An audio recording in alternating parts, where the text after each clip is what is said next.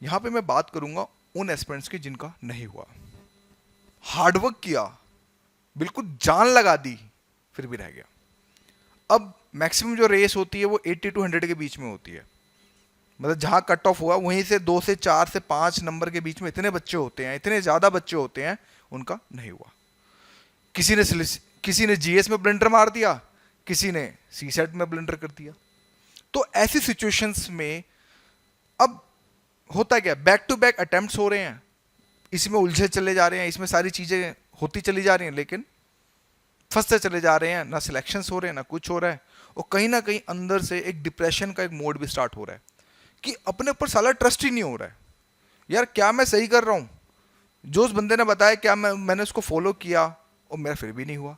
तो देखिए बेसिकली जो पूरी गेम है ना, आप कहीं भी टेस्ट दे लें, इधर दे लें, ऑनलाइन दे लें, यहाँ दे लें, लेकिन जो 2 घंटे का जो प्रेशर होता है वो उसका एक अलग ही स्वैग है। स्वैग का मतलब यहाँ पे ये हुआ कि वो जो 2 घंटे है ना, अगर आप उस 2 घंटे में अगर आप निखर जाते हो, कहानी बढ़िया हो जाती है, और वहीं अगर बिखर जाते हो तो सब खत्म हो जाता है। इवन हमने ऐसे ऐसे धुरंधर देखे हैं, मैं कह सकता हूं कि जिनको बहुत अच्छे से उन्होंने बहुत मेहनत करी, फिर भी कहीं ना कहीं बैंड बज गई, शायद पैसे टैकल नहीं कर पाए या फिर बिखर गए। तो ऐसी सिचुएशन में मैं मान सकता हूं जब चीजें होती हैं तो बहुत नेगेटिव मन में आती है, खास तौर पे दोस्त, हाँ भाई की चल रहा है, हुआ, उनको पता नहीं हुआ फिर भी उंगली मारते ना, वो वाला हिसाब रहता है।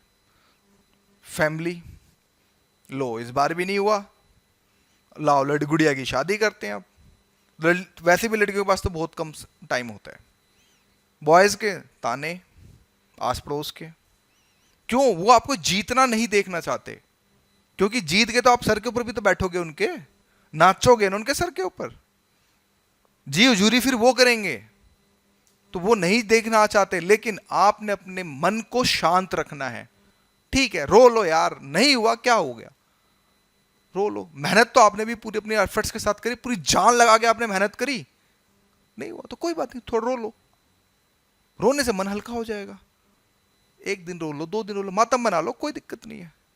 हिल स्टेशन निकल जाओ, माता रानी के दरबार निकल जाओ, केदारनाथ निकल जाओ, बहुत है आज के समय तो बहुत ज्यादा ब्लॉगिंग भी हो रही है, निकल जाओ, चिल आउट मारो, या फिर मजार पे चले जाओ, जहां आपका जिसका जहां मन है।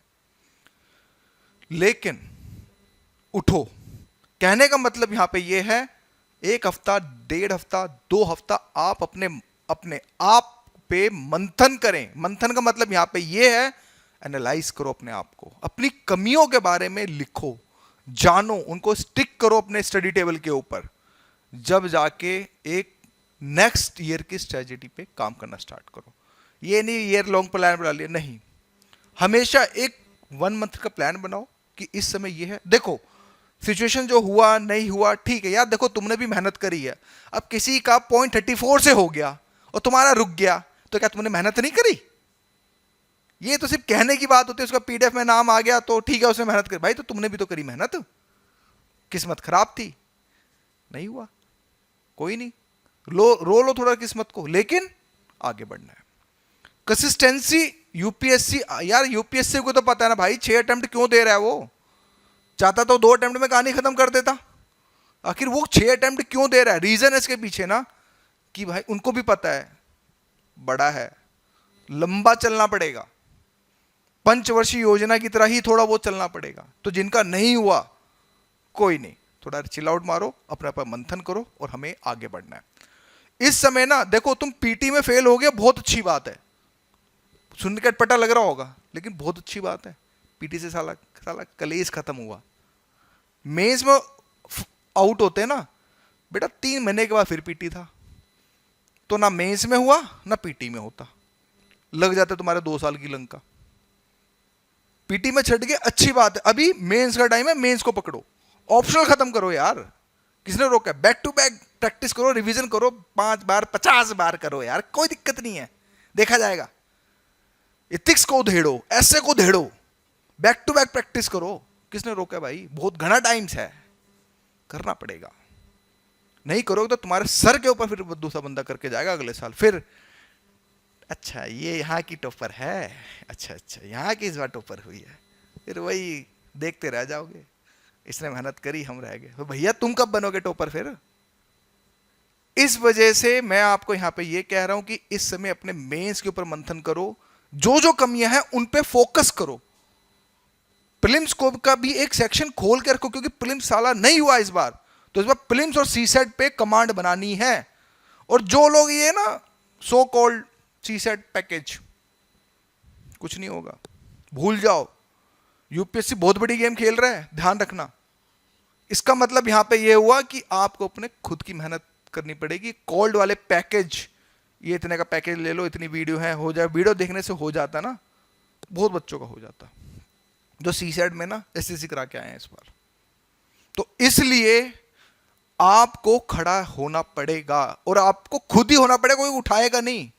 आग है तो निकलेगी, और खड़े हो गए और अगली बार फाड़ के आओगे साला, कैसे भी हो, पीटी भी निकालेंगे और मेंस भी उधेड़ेंगे। क्योंकि या तो पीटी ना हो, अगर पीटी हो तो इंटरव्यू तक जाए, आगे का पता नहीं, सिलेक्शन हो ना हो वो एक अलग कहानी, लेकिन इंटरव्यू तक मेंस ना रुके। तो इतनी मेहनत आपको जरूर करनी पड़ेगी। तो अभी से मेरे हिसाब से आपको अभी जुलाई से लेके टिल आप अक्टूबर तक अपने मेंस के ऊपर इतना फोकस करें, लेकिन साथ में एक विंडो पीटी की भी खोल के रखें, जिसमें आप अपना मंथन करें, कैसे चलना है, किस तरह से चलना है। ये वीडियो सबकी देखें, लेकिन दिमाग अपना लगाएं, क्योंकि ये प्रीलिम्स आपका है, ये यूपीएससी आपका है, हमारा नहीं। अपने हिसाब से करें, टेस्ट सीरीज जो भी आप जैसा भी है खुद मंथन करें। किसी की बातों में, रेडीमेड टॉपर्स की बातों में चल के ना चलें यार, उसके लिए अलग हार्ड कोर है, उसका एक अलग क्राइटेरिया है, लेकिन आपको अपने हिसाब से मेहनत करनी है ना। तो अपने हिसाब से चीजों को सिस्टमैटिक लो, आइडिया सबके सुनो, ठीक है, बहुत है यहाँ पे देने वाले आइडिया, लेकिन आपको अपने हिसाब से करना पड़ेगा, जब जाके आपको चीजें निकलेंगी और मजबूत होगा। तो बोलते हैं ना, जब तक तोड़ेंगे नहीं और जब तक छोड़ेंगे नहीं, वो वाली अगर आप में काबिलियत है तो होगा।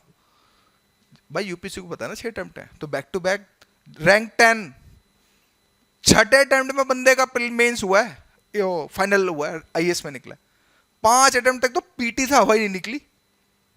सोचो 5 attempt back to back prelims ना होना, और छठे अटेम्प्ट में फाइनल सिलेक्शन लेके जाना, रैंक 10 वो भी, तो यार तो क्या पता अगली बार आप भी हो। तो डीमोटिवेटेड नहीं होते हैं, ठीक है, बुरा लगता है, हार्ड वर्क करते हैं, बुरा लगता है। उनसे पूछो जो 1 महीना पहले पढ़ के थे, दिए थे, नहीं हुआ, कोई बात नहीं, चलो आगे बढ़ो। लेकिन अब आपने इस जूझना है, अपने कमियों पे एनालाइज करो, उन कमियों को इंप्रूव करो, क्या स्कोप है इंप्रूव करने का। लगता है नोट्स को अपग्रेड करना, लेकिन एनसीईआरटी पे विश्वास जरूर करके चलो। साले किसी की समरी पढ़ने की जरूरत नहीं, जब तक आप खुद की अपनी एनसीईआरटी नहीं पढ़ोगे ना, कुछ नहीं है। हम भी बनाते हैं, जुगाड़ है वो, लेकिन आप जब तक ओरिजिनल एनसीईआरटी नहीं पढ़ेंगे ना, कुछ नहीं, क्योंकि एनसीईआरटी को बहुत गहराई से समझना पड़ेगा। तो ठीक है, बेस्ट ऑफ लक यार। देखो सिर्फ ये बोलूंगा, लगे रहो, अपने पर विश्वास रखो, कीप काम रहो, आगे बढ़ो, जो कि जब तक तोड़ेंगे नहीं और जब तक छोड़ेंगे नहीं। So thank you.